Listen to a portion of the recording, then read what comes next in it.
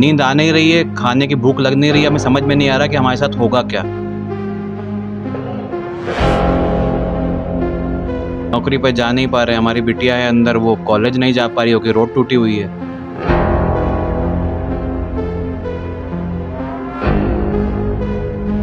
नमस्कार, मैं हूं सचिन तिवारी और आप देख रहे हैं ग्राउंड जीरो भारत।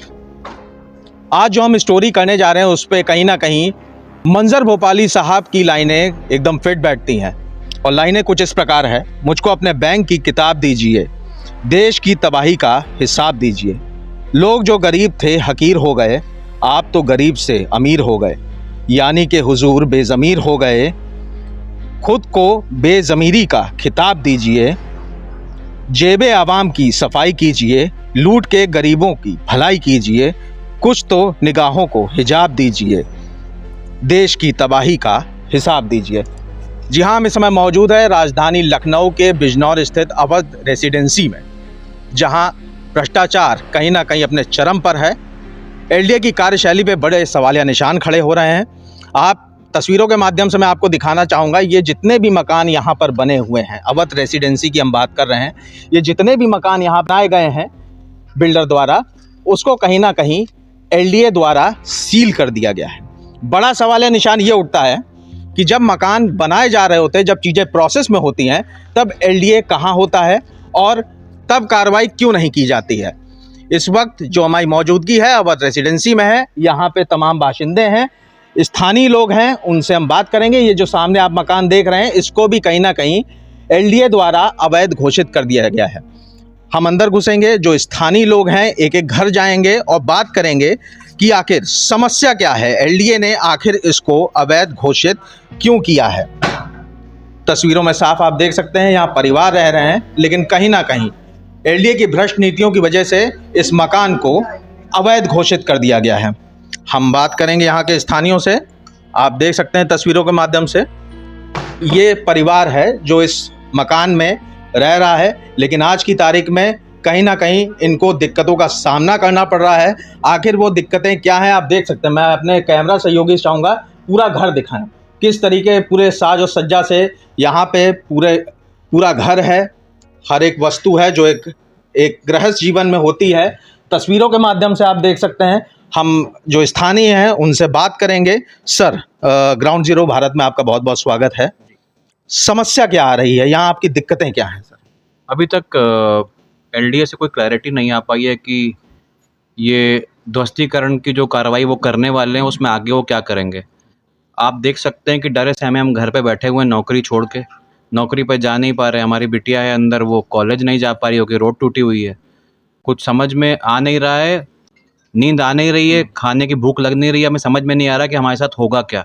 मतलब कोई भविष्य दिखाई नहीं पड़ रहा है कि ये मकान रहेगा भी जिसमें अभी हम बैठे हैं कि टूटेगा। कोई क्लैरिटी नहीं है। आज एलडीए की टीम भी आई यहाँ पे, उसने सर्वे किया, आप लोग से बातचीत भी है, बातचीत क्या हुई? उनसे बातचीत ये हुई है कि वो केवल इसलिए आए हैं कि उन्हें सर्वे करना है कि कितने लोग हैं जो यहाँ पर रह रहे हैं।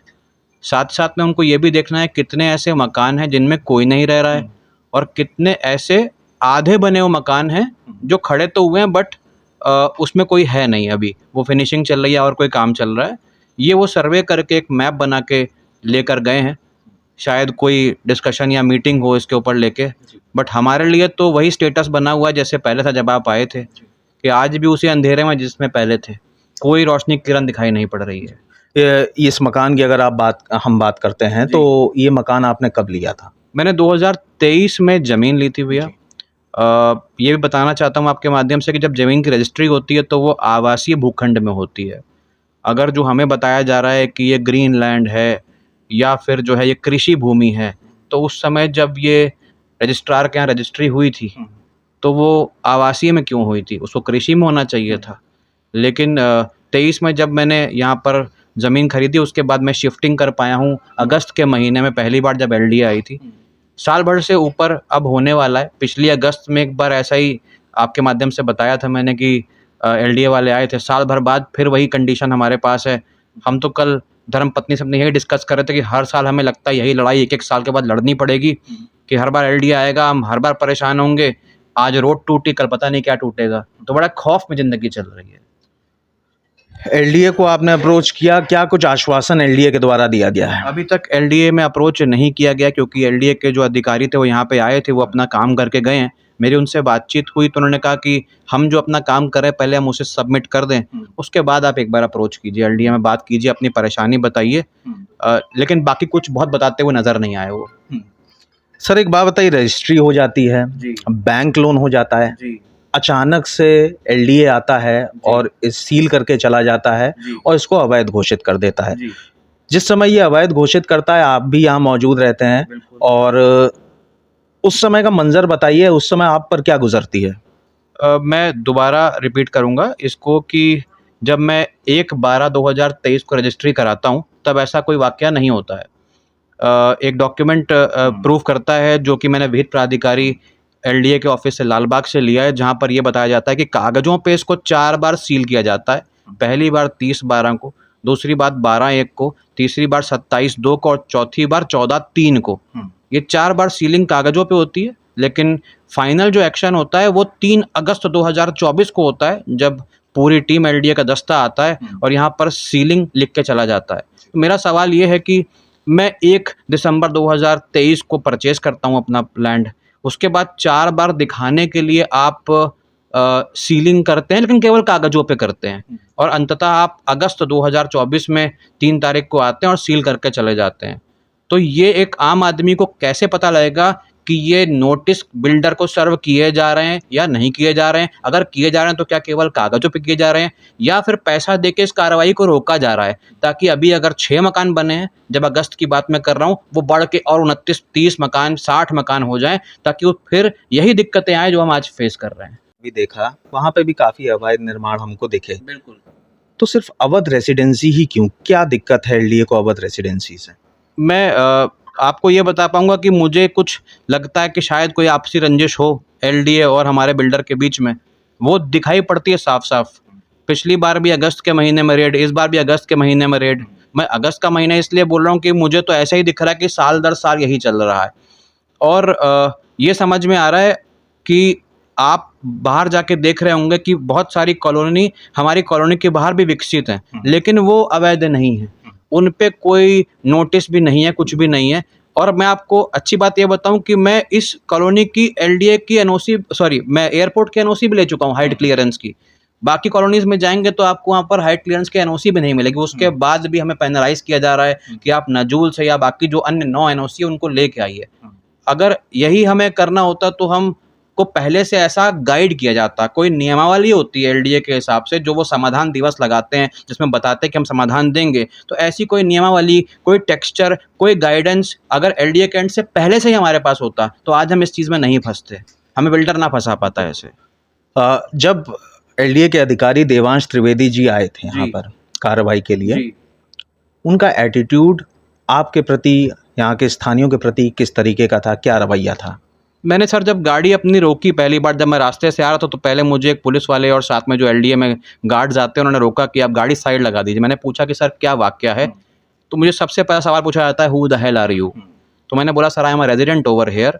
तो बोला कि सो व्हाट? मैं कहा I have the right to information, कि आप करने के आए हो सर यहाँ पे, और अगर आप कुछ ध्वस्तीकरण करने आए हो तो क्या आपके पास कोई कागज है उसको जस्टिफाई करने के लिए कि आउट ऑफ योर एंगर या योर ईगो या व्हाटएवर इट इज़ आप इसको बस तोड़ने के लिए आए हो?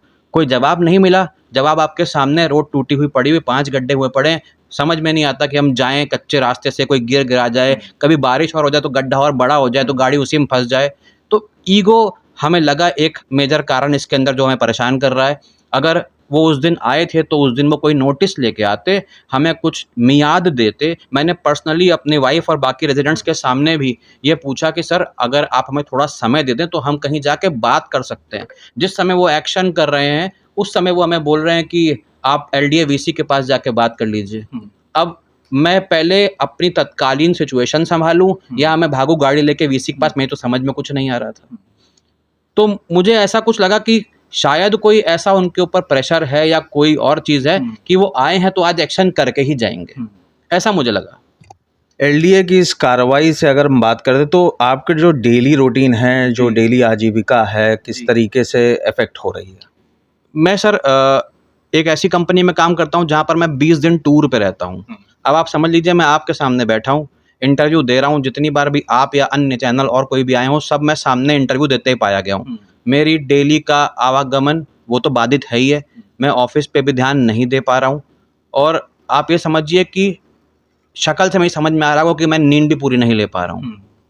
बीमारी जो चल रही है अंदर वो दूसरी बात है, समझ में कुछ नहीं आ रहा, लेकिन परेशानी का सबब ये है, ये आलम है कि हमें समझ में नहीं आ रहा कि कल हमारे लिए हमारे मकान टूटेंगे कि रहेंगे, ये कुछ समझ में नहीं आ रहा हमारे।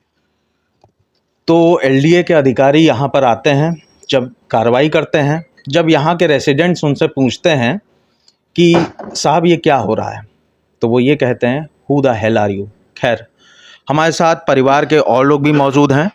मैम, अपना परिचय दे दीजिए।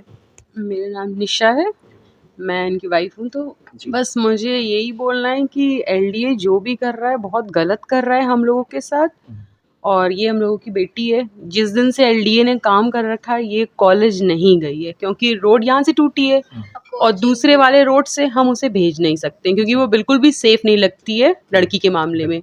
और वैसे भी लड़कियों के लिए कितने बड़े बड़े केस हो रहे हैं आप जानते हो, कुछ भी होगा तो सरकार तो कुछ नहीं करने वाली, वो घर तोड़ने के लिए तो रेडी है, बाकी किसी चीज़ के लिए वो कुछ नहीं कर पाएंगी। मैम, चूंकि आप गृहिणी हैं, ऐसे में इस तरीके की अचानक अटेंडम कार्रवाई से आपकी ज़िंदगी कितनी इफेक्ट हुई है? बहुत ज़्यादा हुई है।